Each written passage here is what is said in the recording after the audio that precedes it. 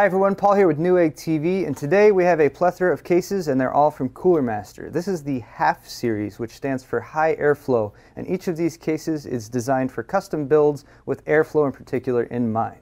Okay, so now we're moving on to the HAF X. This is the flagship of the HAF series of PC chassis from Cooler Master, and you can really tell based on just all of the features that it comes with. So let's start with the exterior, we'll move to the interior, and we'll start with the front. So on the front of the HAF X, we have 200mm fan bay right there at the top. 1, 2, 3, 4, 5, 6 5¼ inch bays. These two lowest ones here are actually swappable bays, which we'll get to in just a little while, but they're Sata bays that you can swap out. For front panel connectors, you have mic and headphone. You have actually a couple USB ports. These are USB 2.0. You also have some super speed USB 3.0 ports, and I'll show you how those work too. eSATA port and a FireWire port. Our power and reset buttons have a little protective cover, which is handy, especially if you have people who like to come over and lean up against your computer case and maybe turn it off. Nice to be able to cover that up. On the top, we have two 200mm fans for exhaust, which is a lot of fan for exhaust on the top of the case. There's a look at the opposite side, just a little bit of corrugation from the side. We'll switch it over to the back. We have 3 grommets here for routing water cooling tubes. We have a, let me double check this, I think that's a 120. 120 or 140. It looks like they've given you a 140 right there. Right, 140. Yes, that's a 140mm fan, but it will accept either size. Input-output shield there. Here's all your PCI expansion slots. A little bit more airflow right there. Power supply mounts at the bottom. And there's the money side of the case with your nice big plexiglass see-through panel there. This, again, I'm double checking my fan sizes here. Yep, that's a 200mm fan on the side. And that's about it for the exterior of the case. So let's get on to the interior. A couple thumb screws to remove the side panel. Alright. Now first off, it comes with the 200mm fan mounted here on the side panel. It's also got this shroud, which looks like based on when it's so when it's actually installed, it's going to catch more air flowing that way with this shroud to exhaust it out of the case. Either that, or if you have it as an intake right there, I'm guessing that might funnel the air to hit your video cards right there. So either way, nice feature, the little shroud on the 200mm fan bay. All right. Now, just to point out a few of the extra features that you get with the HAF X. Down here at the bottom is where your power supply mounts, and you have a little cover here, and that's really just there to go over the cables coming out of your power supply, just to give you a nice clean look on the interior of the case. You can route the power cables straight back and through the routing holes at the back of the motherboard tray, and this would pretty much cover them up completely. Mounts with thumb screws, and it looks like it is adjustable, so you could slide it back or forward based on the length of your power supply. I don't know if you can see very well, but down here at the bottom your power supply does mount on some rubber feet, so that's good for sound and vibration. At the bottom of the case you do have a filter there. It isn't removable, but it is right there at the bottom, so it wouldn't be too hard to clean off. This is the little shroud that comes in there to cover up your video cards and help with the airflow. Just got 2 little hooks on the back, you hook those in, and then 2 thumb screws, mount it right on there. And there's a couple different configurations you can put it in, depending on where you have your video cards mounted. So here is my Radeon 5870. This is a full-length 12-inch video card. It's one of the longest video cards you can get these days. And just to show you size-wise how much space you have, that's about how much space you have. It looks like we still have a good 2.5 inches, maybe 3 inches there at the end. So you can easily fit these full-length video cards in the HAF X case, which is very nice. Plenty of room to work with. So great to have space for the modern-day full-length video cards in the HAF X. The full interior of the case is all painted, a nice black finish, so that definitely adds to the look and feel.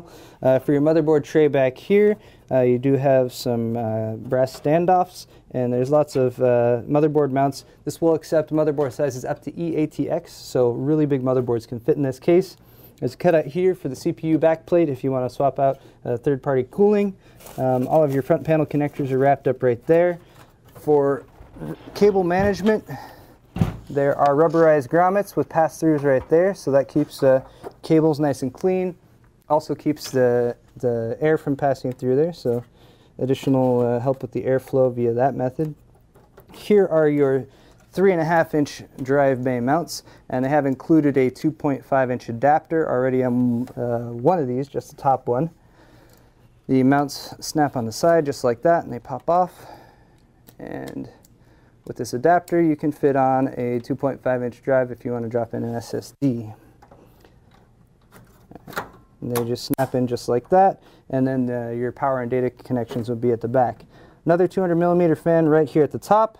And for all of your 5.5-inch bays, or 5.25-inch bays, I should say, it does feature the push-button locking system. Push once to lock, push another time to unlock. Really one of the easiest optical drive mounting systems I think Cooler Master has here with those push-button locking systems. All right, let's move on to the accessory box, which is right up here. One moment while I disengage it.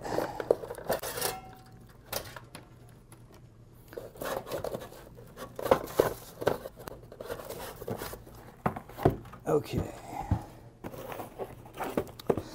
Let's take a look at the accessories that you get with the HAF X, and then I'll finish up by showing you guys this Sata backplate that they have.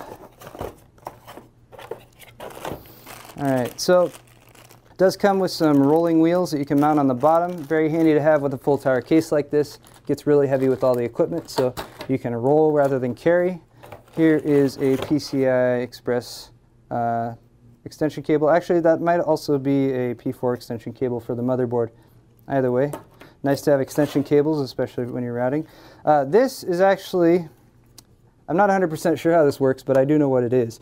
This is a retaining mechanism for really heavy video cards. So especially if you're going to be transporting them, you can mount, this mounts, I believe, right here, yes, okay. And it bolts on in the back, and pretty much it's just a lock, so you can drop that over so it will actually fit under your video cards just to hold them up. Really nice to have, especially if you're running a 2-card or 3-card SLI or Crossfire configuration. Just gives you that much more support, especially with the cooling systems that they have for a lot of those these newer video cards. They can be really heavy, and it can put a lot of stress on your motherboard while you're transporting in particular. So nice little retention mechanism to have there. And then here we have standard motherboard standoffs, screws, some zip ties for cable management, a speaker, and then USB cords. What these USB cords are for, actually pull them out of the bag.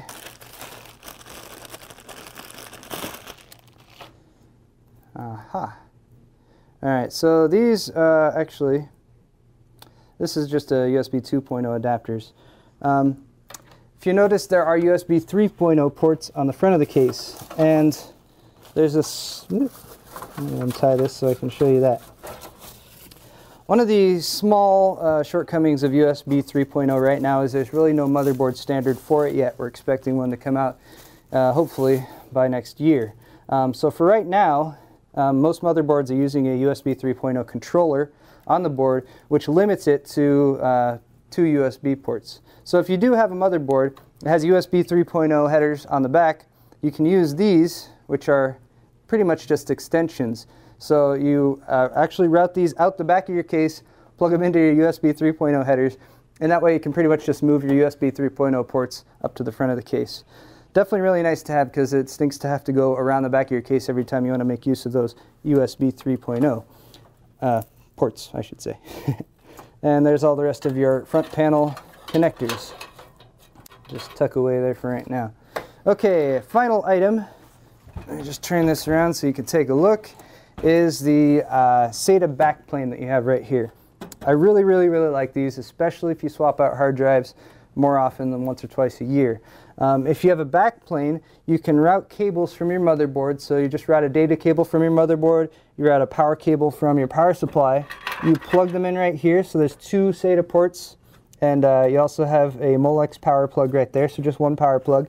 And those go to this backplane, which connects to these front 5.5-inch bays. And these front 5.5-inch bays are removable, or so I'm told. Let me double check. Ah, there we go. So you squeeze in the grips on the side, and that pops right out. You mount your hard drive or SSD right there. There are mounting points for both 3.5 and 2.5-inch drives. And you just slide that in, and connects to the SATA backplane. And you have a really, really easy way to swap hard drives out of your system. And you don't have to go down and fumble with your motherboard to plug in additional power cables, or data cables, which can be really annoying, especially once your system's all built and you have video cards that are blocking that. So I think that pretty much covers it. This has been the Cooler Master HAF X full tower computer case. Thank you very much for watching today's video, everyone. This has been the Cooler Master HAF series of PC chassis. My name's Paul, and we'll see you next time on Newegg TV.